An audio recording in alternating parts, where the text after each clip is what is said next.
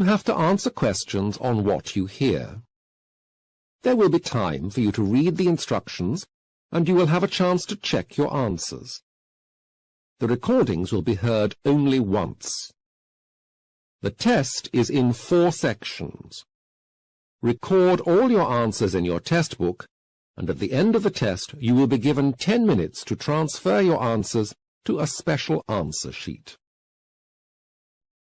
Now turn to Section 1. Section 1.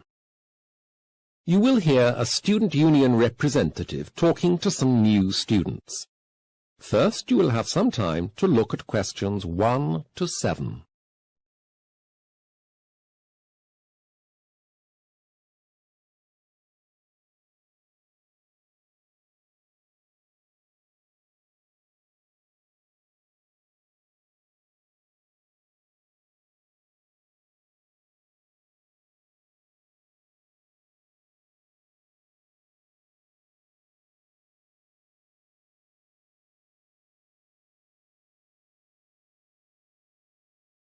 You will see that there has been an example written for you.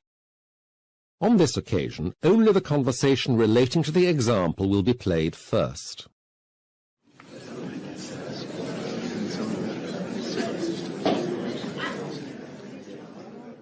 Hello everyone, and welcome to Borchester University.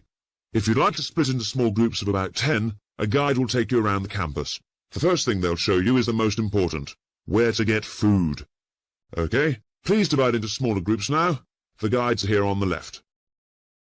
The questionnaire is about food on the campus, so the word food has been written in the gap.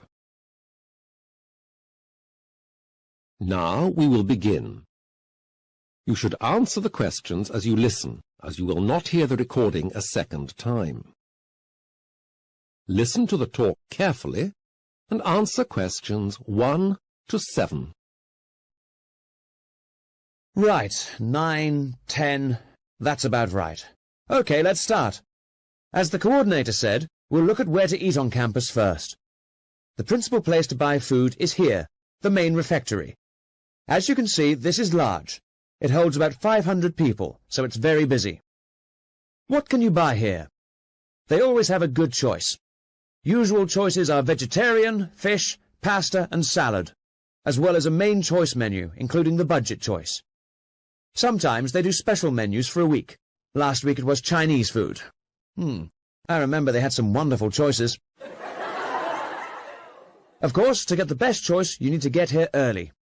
The main hall is open from 11:30 to 2:30, but by about 2 the choices are rather reduced. Unless you like chips and pies, that is. The budget menu is always available. What's the cost here? Well, it varies from about £1.50 for the budget meal to £3.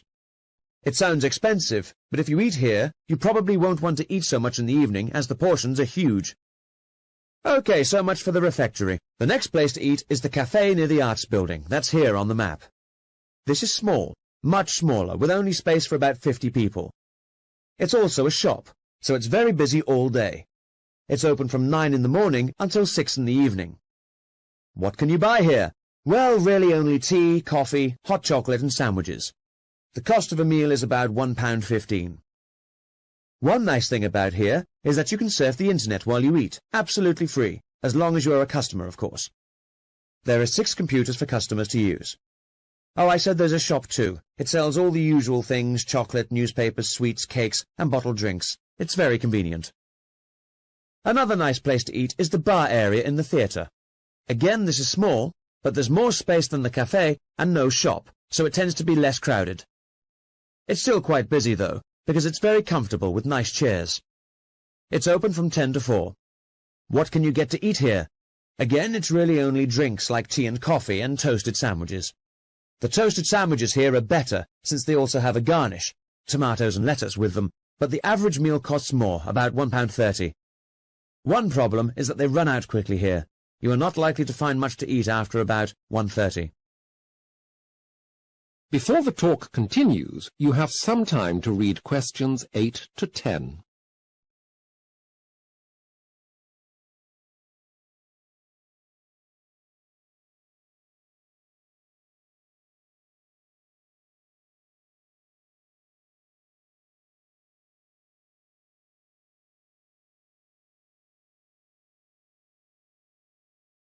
Now listen carefully and answer questions 8 to 10. Well, that's the general information about where you can eat on campus. But you know, those places are not just for eating and drinking. The main refectory has a string quartet of music students playing every Thursday at lunchtime, and on Tuesdays and Fridays, the theatre bar offers lunchtime jazz concerts at 1 o'clock. They're always popular, and the bar fills up by noon, so make sure you get there early. Now, I can see some of you are smoking. This is only allowed in certain areas of the campus, and never in the library or eating places. Oh no, sorry, it is allowed in the main refectory, but only in a small section in the corner. There were suggestions that the theatre bar would be a smoking area, but this created quite a debate among students, so a final decision hasn't as yet been made. Thanks for your attention. Now your guide will take you on your tour. That is the end of section 1. You will have half a minute to check your answers.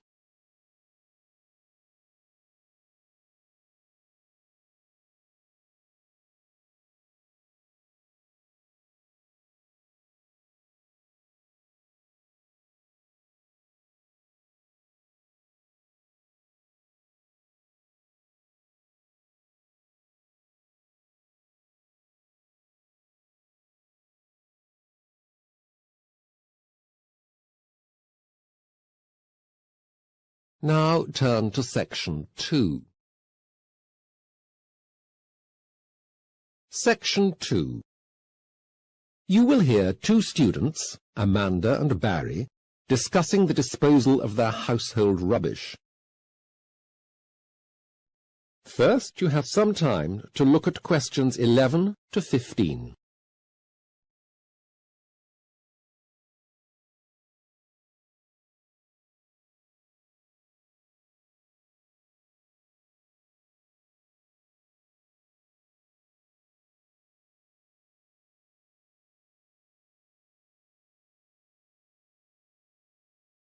Now listen carefully to the discussion and answer questions 11 to 15.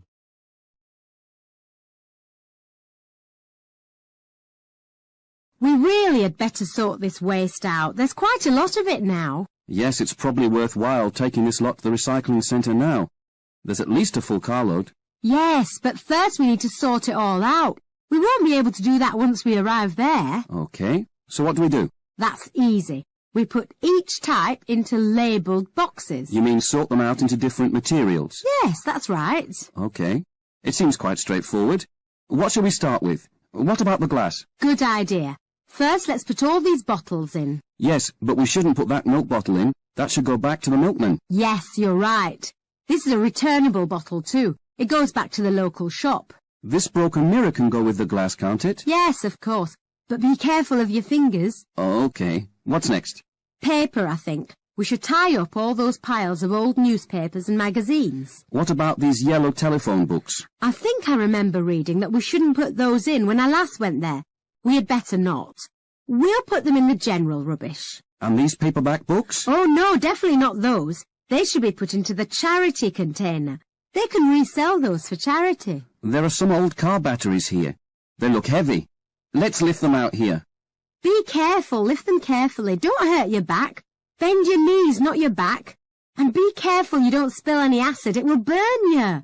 It's a pity Britain doesn't have any system to collect these yet. They will just be dumped together with all the general rubbish. That's terrible. Doesn't anyone do something with them? Well, if we lived in Germany, Denmark or Sweden, we could recycle them. But not in the UK. At least, not yet. There are bundles of old magazines and newspapers here too. I think we put these in the general rubbish. No, there's a special container for paper. It's all recycled and they make other products like writing and kitchen paper with it. Actually, I think you'll find they can't do that with magazines, as it's a different quality paper. They do go with the rest of the household refuse. Oh, look! Plastic bottles. Lots of them. You now have some time to read questions 18 to 20.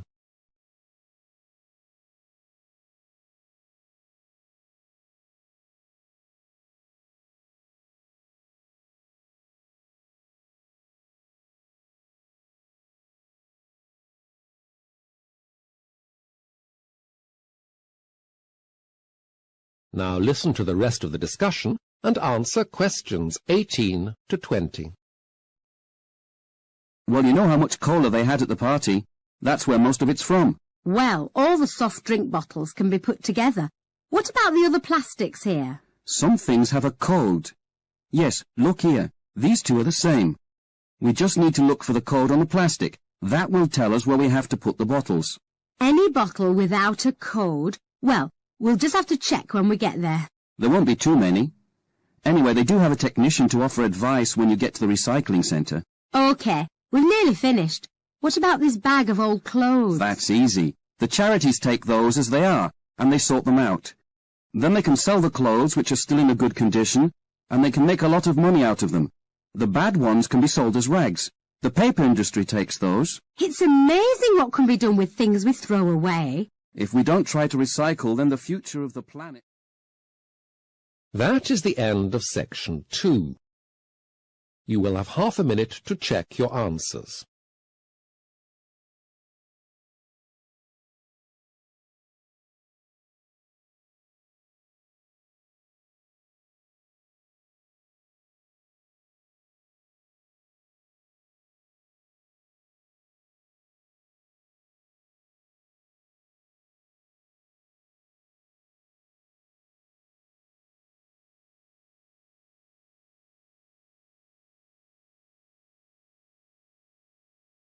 Now turn to section 3.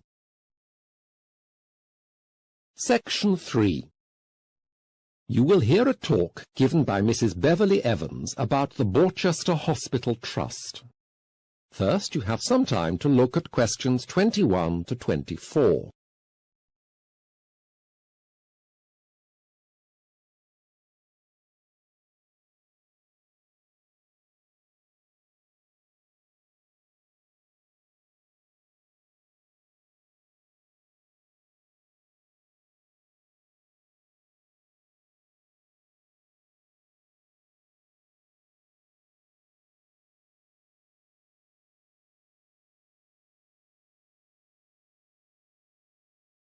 Now listen carefully to the talk and answer questions 21 to 24.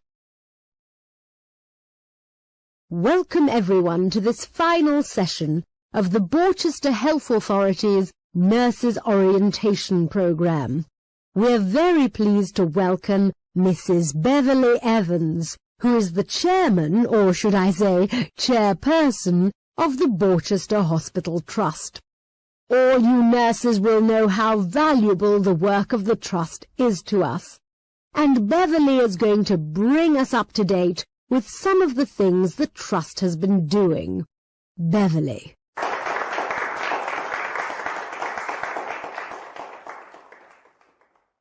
Thank you, Dr. Groves, for inviting me to talk to this group. I am happy to report to you on our progress over the last few months. Well, I'm sure you'd like me to start with the good news. Most importantly, I can report on the Hospital Trust standards for last year. Well, one rough guide is how happy the public were with our service. I am happy to report that 5,961 letters of appreciation were received by the Trust, whilst there were only 57 letters of complaint. I'm sure that we don't want any letters of complaint at all, but I'm sure you'll feel that this is a good result. On the topic of public relations, we have recently established a visitors' charter to inform the public what standards to expect. These standards are now displayed in all patient areas, for instance on ward notice boards. An area of particular concern is that of patients with special needs. One recent initiative is a policy where all patients who have hearing problems have their records marked with a sympathetic ear symbol. Only with their consent, of course. This will mean that anyone dealing with those whose hearing is impaired will be aware of the problem from the onset. Now, on to general topics. The main entrance is being improved. You've all seen the plans, I'm sure, and you've walked around the building work. Sorry about that. Well, the work actually started a few months ago. I'm very happy to tell you the work is progressing well and is on budget and on time. By next June, we will have a brand new entrance hall, which will be much better than the old one. You now have some time to read questions 25 to 30.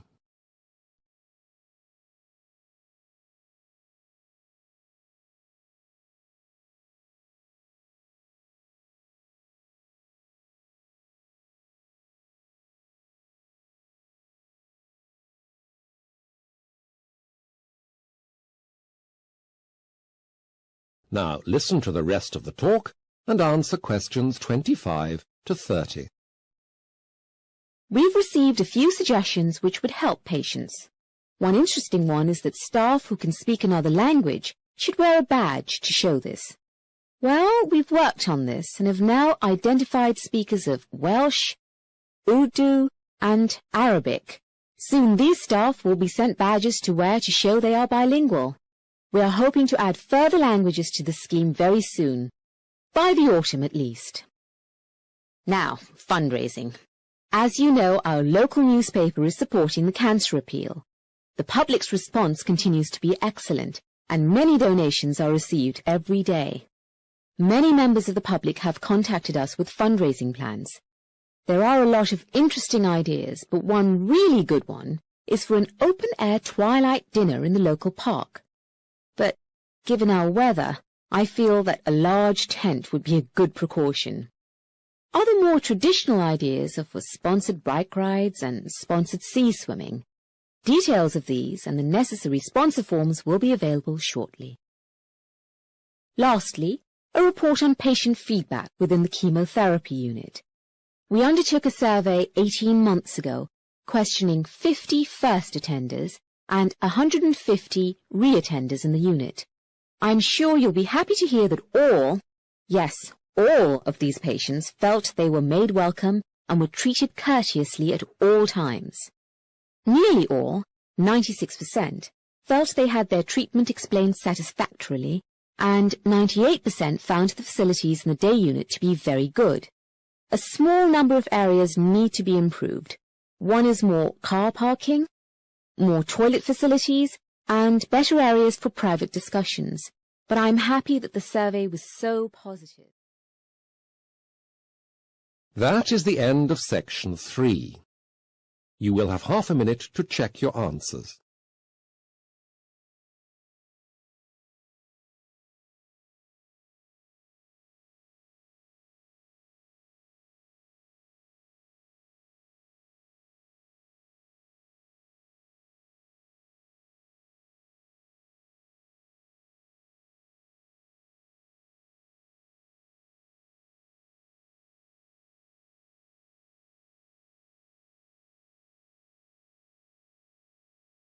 Now turn to section 4.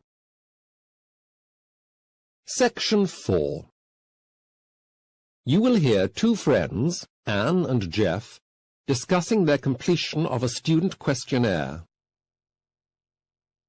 First, you have some time to look at questions 31 to 40.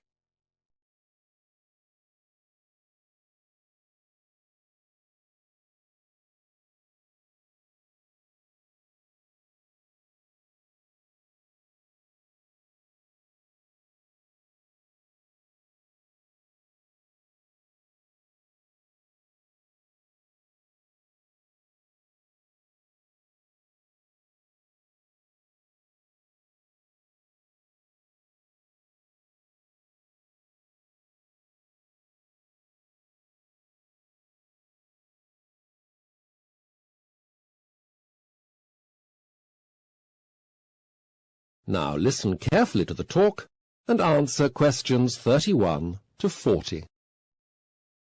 So, if you would all be kind enough to fill in these questionnaires before you go, I would be most grateful. I do take your comments very seriously, and if you don't tell me if something doesn't work, then I can't do anything about it, can I? Anyway, take a moment now.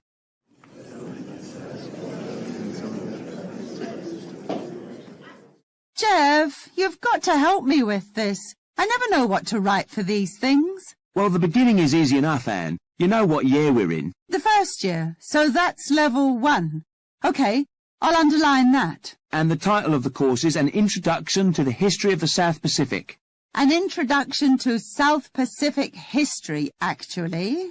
And the teacher is Professor Merrick. And Dr. Smith. She was nice. I don't remember her. Was that one of the lectures I couldn't attend? Actually, she did 2 sessions in January, and you had the flu then. Do you remember? Oh, yes. But what's the type of teaching? We have lectures and seminars. Should I underline both, or write something in other? No, a seminar course is one where there are no lectures, just seminar meetings and discussions. The lecture course assumes there'll be some tutorials as well. But it is just considered a lecture course. Underline that. OK. Now for the hard part. These statements about the course. It's 1 if we disagree, and 4 if we agree, right? Right. Well, the module has clearly stated aims and objectives. Surely you can give that a 4. Yes, I agree. And for number 2, I thought the teaching methods were fine and encouraged me to participate. Give that a 4 too. You hypocrite! You hardly ever got out of bed for the classes. They certainly didn't encourage you to participate. You should give it a 1 or a 2. But that was my problem and not his. Professor Merrick is good, and he encouraged me. I just didn't respond. He deserves a 4. OK, then. Number 3, the same. Number 4, an up-to-date reading list. Well, I think that's true. I'd give it a 4. I'm not so sure about that. Every time I went to the library, I could only get old books if I could get anything at all. I'll say a 2 for that, or even 1. You're being unfair, Jeff. You were unable to get the books because you left writing the essay until too late, and other students had the books out. Let's compromise and give it 3. What about book provision in the library being adequate? Is number 5. I think I would give that a couple of points, because a lot of books on the reading list only have 1 copy, and with over 100 people on the course, that's not enough. But the reading list itself is good. OK, but the time on each topic is fine. Yes, that's a 4, I guess. For number 7, the feedback question, I think I'd give that a 4 too. He wrote some very helpful comments on my essays. I thought I'd have liked the opportunity to talk through the ideas in the essay with Professor Merrick at more length. Just an hour or so. A 2, maybe. I think that would be hard. You said yourself that there are more than 100 students on the course. If he spent an hour with everyone, you work it out. That's 2.5 weeks' work. Well, a 3 then. Numbers 8 and 9 get 4s. Number 10, adequacy of classroom and facilities. Now that is a problem. The room's not big enough for so many people, and the chairs don't have those things on the side so you can make notes. What are they called? Wings. And it is ever so hot in that room with all those people there. As Professor Merrick says, if we don't complain about it, no one will change the room. In fact, I think you should say exactly what the problems are in the other comments section. Leave out the hot bit. That's just a result of the fact that the room isn't designed for 100 or so people. We should write down our comments, though. OK, I'll put our 2 complaints on paper. That is the end of section 4. You will have half a minute to check your answers.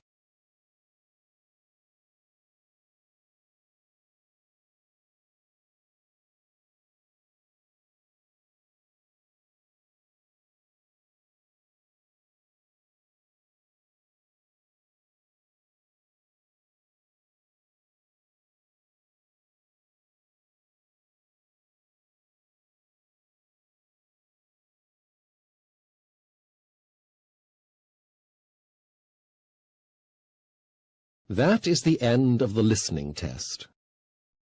You now have 10 minutes to transfer your answers to the listening answer sheet.